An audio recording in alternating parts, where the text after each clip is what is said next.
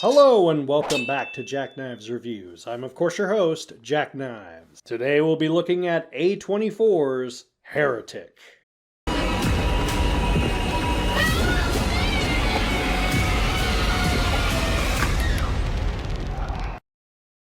Two Mormon missionaries, Sister Barnes and Sister Paxton, arrive at the home of a reclusive Englishman named Mr. Reed, who invites them into his home under false pretenses.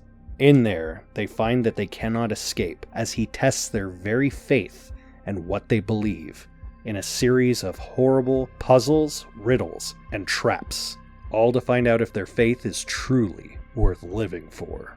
I have been waiting for this movie to come out for quite a while. I heard about it through festival circuits and different things that were kind of circulating in the horror sphere. It's very much a movie I was really looking forward to. This was fantastic. The tension, the creepiness, somewhat realism of the movie itself as far as just the enticingness of what's happening. Granted, there's a lot of far-fetched stuff, but it kept you interested, it kept you intrigued, it kept you creeped out.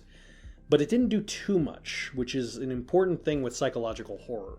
The movie was written and directed by Scott Beck and Brian Woods, the creators of A Quiet Place, and you can tell from the get-go that their style is very much build-up, catch you, which is important to pull off in horror, and few can actually pull it off right. This is an example of pulling it off right. Chloe East plays Sister Paxton, and Sophie Turner plays Sister Barnes. And both of them have a unique ability to pull off both naive, yet cautious, yet, well, kind of dumb and oblivious to the world around them. And that comes from their unfortunate upbringings of being Mormons in the Latter-day Saints. And they are basically Mormon missionaries who get manipulated by a person who knows more than them. The whole concept of faith versus belief, and can you actually trust your own faith, or what is faith, what is it to have faith, and those sort of things are all touched on in this movie. And all of it centers around the very disturbing but very, very creepy, enigmatic Hugh Grant. I never thought I'd say that, because Hugh Grant has been an actor who I have never liked.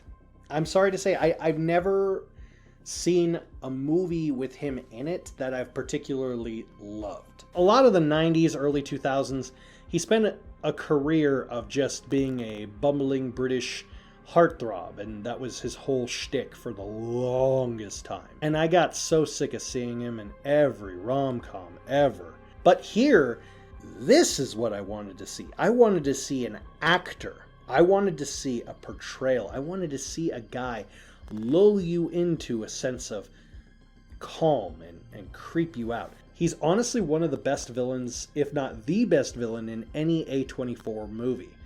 It's so creepy, just the way he's so matter-of-fact about everything, but not in a fake way, in a genuine, well, let's just do this. I'm going to hunt you down.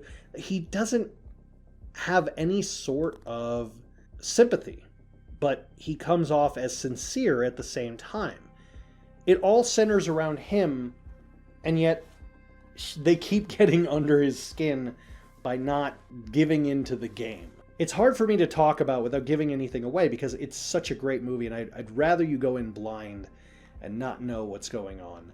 But the way he brought them in, from the little things of having the blueberry pie flavored candle and saying, oh, my wife's just making pie, just to lure them in. Like, just that alone, that's in the trailer, that alone will tell you exactly what kind of person this guy is. And it's the subtleties that he brings to the performance that makes it so unique and so creepy.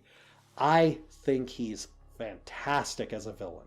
And I kind of would like to see him play more villains, more along the lines of maybe in a Robert Eggers movie. I think he could pull it off really well. The movie has this great tension that builds and builds and builds. It makes you uneasy and makes you worried for these characters. It makes you care about what's going to happen to them because they're naive and it's not their fault. None of this is their fault, and they're victims of circumstance, and they're victims of trusting in a faith that they may or may not really understand. And that's the crux of the entire movie, and because of that, we feel bad for them, and we want to see them at least try to get out alive. And it's done just so well and masterfully. The effects are great. The lighting is fantastic. The directing is really, really well done. And Sophie Thatcher, I loved her so much in this. I've seen her in Yellow Jackets, and I think she hit the ball out of the park in that. And I'm so happy that she's still standing up. I haven't really seen much of Chloe East. There's a movie she did that someone told me to check out, which I may. But as of right now, I'm not really familiar with her work. But if this is an indication of how she is, maybe I will. I truly believe this is one of those movies that you just really need to invest your time in and really sit down and watch, and you'll really, really enjoy yourself. I give Heretic 4.5 out of 5. Have you seen Heretic? Let me know in the comments down below. As always, I'll see you next time.